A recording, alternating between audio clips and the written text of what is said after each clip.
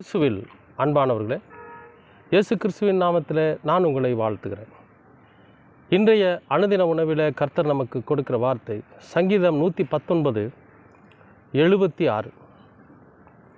நீர் உமது அடியேனுக்கு கொடுத்த உமது வாக்கின்படியே உமது கிருபை என்னை தேற்றுவதாக. சங்கீதக்காரன் ஆண்டவரோட சமூகத்தில் இப்படி ஒரு வேண்டுதல் வைக்கிறார். என்னென்னா, நீர் எனக்கு கொடுத்த உமது வாக்கின்படி உமது கிருபை என்னை தேற்றுவதாக. அப்படின்னா அந்த வாக்கு என்னவா இருந்திருக்கும் அப்படின்னு நம்ம யோசிக்கணும். அந்த வாக்கு என்னவா இருந்திருக்கும்? என் கிருபை உன்னை தேற்றும், என் அன்பு உன்னை தேற்றும், என் கிருபை உன்னை பாதுகாக்கும். இப்படியெல்லாம் வேதத்தில் ஆண்டவர் நிறைய இடத்துல சொல்லியிருக்கார். ஒவ்வொரு தனிப்பட்ட மனிதனுடைய வாழ்க்கையிலும், ஒவ்வொரு தனிப்பட்ட மனிதனுடைய செயல்பாடுகளிலும் கர்த்தருடைய கிருபை இருப்பது என்பது உண்மை. இப்போ நம்முடைய தேவைகளுக்காக நம்ம ஆண்டவரோட சமூகத்தில் முழங்கால் படியிட்டோ அல்லது அமர்ந்தோ அமைதியாக ஆண்டவரோட சமூகத்தில் அமர்ந்து நம்மை முழுமையாய் அர்ப்பணித்து நம்முடைய இருதயத்தை வெறுமையாக்கி கர்த்தரோட சமூகத்தில் நாம் கேட்குறப்போ அவர் நிச்சயமாக ஒரு வாக்குத்தத்தம் நமக்கு தருவார். அது என்ன வாக்குத்தத்தமாக இருக்கும் அப்படிங்கிறது அதை பெற்றுக்கொண்டவர்களுக்கு தான் தெரியும், அல்லது கொடுக்குற ஆண்டவருக்கு தான் தெரியும். நிச்சயமாகவே ஆண்டவர் ஒரு வாக்குத்தத்தம் தருவார். அந்த வாக்குத்தத்தத்தை அவர் நிறைவேற்றுவார். ஏன்னா ஒரு முறை ஆண்டவர் வாக்குத்தத்தம் கொடுத்துட்டார்னா நிச்சயமாக அந்த வாக்குத்தத்தத்தை அவர் நிறைவேற்றுகிறவராக இருப்பார். அதில் எந்த சந்தேகமும் கிடையாது. வேதத்தில் நிறைய சாட்சிகள் இருக்குது. அதுக்காக ஏதோ கண்மூடித்தனமாக ஒரு மூட நம்பிக்கையான வார்த்தை அல்ல அது. அதில் விட்னஸ் இருக்குது, சாட்சி இருக்குது. ஆபிரகாமுக்கு தேவன் ஒரு வாக்குத்தத்தம் கொடுத்தாரு, அதை நிறைவேற்றினார். அது வரலாற்று உண்மை, இன்றைக்கும் வரலாறுகள் பேசுகிறது. ஆகாருக்கு தேவன் ஒரு வாக்குத்தத்தம் கொடுத்தார், இன்றைக்கும் அந்த வாக்குத்தத்தம் நிறைவேறி கொண்டு இருக்கிறது. அது வரலாற்று உண்மையாக இருக்குது. அப்போ எதுவுமே ஏதோ காற்றில் தோன்றி காற்றில் மறைந்ததாக இல்லை. நம்முடைய தேவனை பொறுத்த மட்டில் அவர் கொடுக்கிற ஒவ்வொரு வாக்குத்தத்தமும் வரலாற்று பதிவுகளாக இருக்கிறது என்பது தான் உண்மை.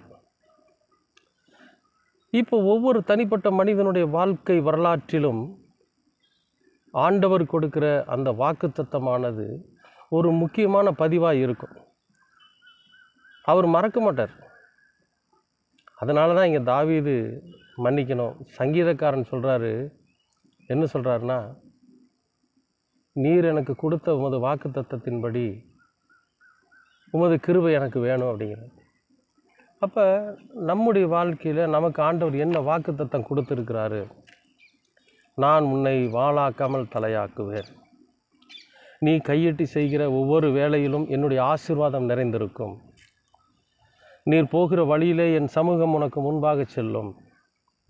எத்தனை வாக்குத்தத்தமான வசனங்கள் நம்முடைய வாழ்க்கையில் ஆண்டவர் கொடுத்துருக்கார்.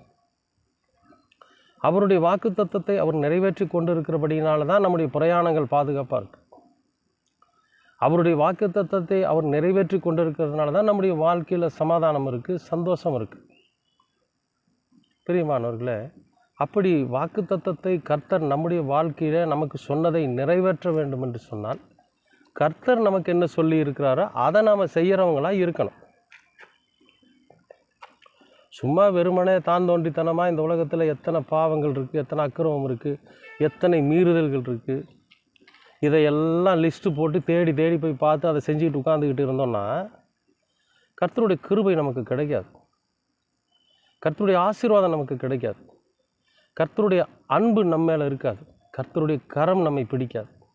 அன்பானவர்களே, இந்த நாளில் சங்கீதக்காரன் கேட்ட மாதிரி நாமளும் ஆண்டவரே நீர் எனக்கு வாக்குத்தத்தம் பண்ணின அந்த வாக்குத்தத்தத்தை நிறைவேற்றும் அப்படின்னு நம்ம கேட்கக்கூடிய தகுதியை நாம் வளர்த்திக்கணும். சில வாக்குத்தத்தங்கள் தாமதமாகுதுன்னா அதுக்கு என்ன காரணம் தெரியுமா? நம்முடைய செயல்பாடுகள் தவறாக இருக்குது, நம்முடைய சிந்தனைகள் தவறாக இருக்குது, நம்முடைய எண்ணங்கள் தவறாக இருக்குது. பிரியமானவர்களே, அப்படிப்பட்ட காரியத்தை நம்ம தெரிஞ்சுக்கணும். என்ன நம்ம வாழ்க்கையில் தவறு இருக்குது, என்ன நம்முடைய செயலில் தவறு இருக்குதுன்னு நம்ம தெரிஞ்சுக்கணும். அப்படின்னா நம்ம வேறு யார்கிட்டத்தில் கேட்டாலும் ஒவ்வொருத்தரும் ஒவ்வொரு விதமாக சொல்லுவாங்க. நீங்கள் எந்த ஊழியக்காரனையும் தேடி போக வேண்டிய அவசியம் இல்லை. நமக்காக இருக்கிற ஒரே ஒரு பிரதான ஊழியர் யாருன்னு கேட்டிங்கன்னா இயேசு கிறிஸ்து மட்டும்தான். நேராக அவருடைய சமூகத்துக்கு போங்க, அங்கே போய் முழங்கால் படியிடுங்க, இல்லை அமைதியாக உட்காருங்க.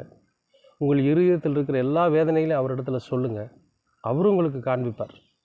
எனக்கு காட்டினார், அதே போல் உங்களுக்கும் காண்பிப்பார். நாம் என்ன தவறு செஞ்சுருக்கிறோம், அது எந்த விதமான பாதிப்பை நமக்கு உண்டாக்கும் அப்படிங்கிறத அவர் நமக்கு சுட்டி காட்டுறப்போ அடுத்த முறை நாம் அந்த தவறுகளை செய்வதற்கு யோசிப்போம். அந்த தவறு நம்முடைய வாழ்க்கையில் நடக்காதபடிக்கு நம்ம பாதுகாத்துக்க முடியும். அப்போ நம்முடைய வாழ்க்கை பரிசுத்தமாக இருக்கும். கர்த்தர் நமக்கு சொன்ன வாக்குத்தத்தத்தை நிறைவேற்றுவார். அன்பானவர்களே, நம்முடைய வாழ்க்கையை முதல்ல ஆராய்ஞ்சு பார்க்கணும். நம்முடைய செயல்களை ஆராய்ந்து பார்க்கணும். அது கடவுளுக்கு பிரியமாக இருக்கிறதா, கடவுள் சொன்ன காரியமாக இருக்கிறதா என்பதை ஆராய்ந்து பார்க்கணும். அதை நிறைவேறினதற்கு பிறகு, அதை நாம் செஞ்சு முடித்ததற்கு பிறகு கர்த்தரோட சமூகத்தில் போய் நிற்கிறப்போ நாம் கேட்கணுங்கிற அவசியமே இல்லை. அவரே அந்த வாக்குத்தத்தத்தை நிறைவேற்றுகிற தேவனாக இருப்பார். நிச்சயமாக நாம் அவருக்கு சொல்லணுங்கிற அவசியம் இல்லை. நான் உங்களை ஆசீர்வதிக்கவே ஆசீர்வதிப்பேன். பொதுவான ஆசீர்வாதம், பொதுவான வாக்குத்தத்தம். நிச்சயமாகவே கர்த்தர் நம்முடைய வாழ்க்கையில் அப்படிப்பட்ட ஆசீர்வாதத்தை கொடுப்பார். அதை பெற்றுக்கொள்ள நீங்களும் நானும் நம்மை ஆயத்தப்படுத்தி கொள்ள வேண்டும். இன்றைய அனுதின உணவிலே கர்த்தர் நமக்கு கொடுக்கிற வார்த்தை, அன்பின் பரலோக பிதாவே, அருமையான நல்ல இந்த அனுதின உணவிற்காக உமக்கு நன்றி. இந்த நாளிலும் கூட ஆண்டவரே, நீர் எங்களுக்கு வாக்குத்தத்தம் பண்ணினபடி நீர் எங்களை ஆசீர்வதிக்கவும், உம்முடைய கிருபையை எங்கள் மீது நீர் செலுத்தவும், உம்முடைய அன்பை எங்கள் மீது நீர் செலுத்தவும், உம்முடைய கரம் எங்களை பிடித்து கொள்ளவும், நாங்கள் எங்களை ஆயத்தப்படுத்தி கொள்ள நீர் கிருபை பாராட்டும். குற்றங்கள், குறைகள், பாவங்கள் இருக்குமானால் நீர் அதை சுட்டி காட்டுகிற போது நாங்கள் அதிலிருந்து விடுபட்டு நாங்கள் எங்களை மாற்றிக்கொள்ள நீர் கிருபை பாராட்டும். தொடர்ந்து உமது அன்பும் கிருபையும் தயவும் எங்களோடு கூட இருக்கட்டும். ஆசீர்வதியும். இயேசு கிறிஸ்துவின் வழியாக கேட்கிறோம் நல்ல பிதாவே. ஆமென்.